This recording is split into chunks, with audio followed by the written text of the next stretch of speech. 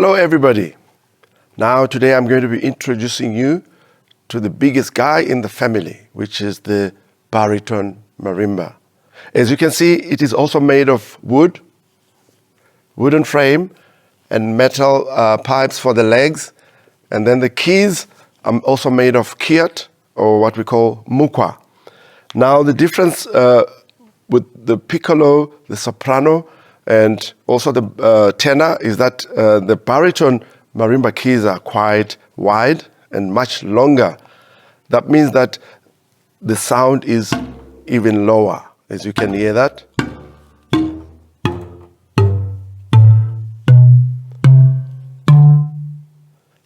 At the bottom you can see there's a huge box. That is also the resonator for the baritone marimba. As you can see, it's quite big, so the volume at the bottom produces a very low sound. Now, as you recall, I played the tune In the Jungle on the piccolo, and then played the soprano accompaniment, played the tenor accompaniment. Now I'm going to play you the baritone accompaniment for In the Jungle.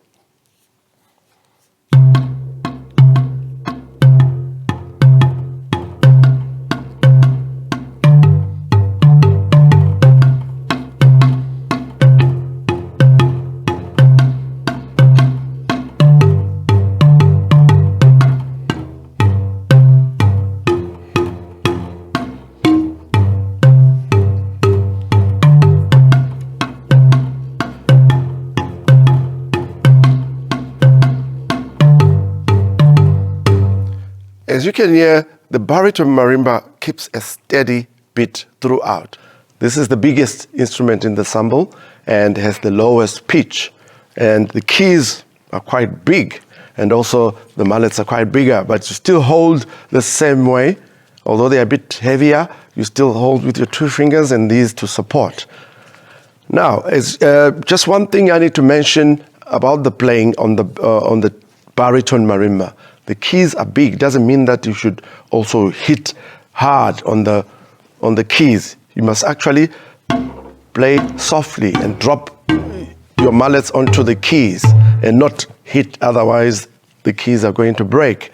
And actually you're not supposed to hit the marimba, you're supposed to play it so that you produce a nice, beautiful sound. So that is the main function of the baritone marimba, to keep a steady beat in the ensemble. I hope you're going to enjoy trying out the baritone marimba when you get the opportunity. Thank you for watching this episode. Please click on the link to our website, or you can watch some of our other videos here. If you enjoy the videos, please like and subscribe.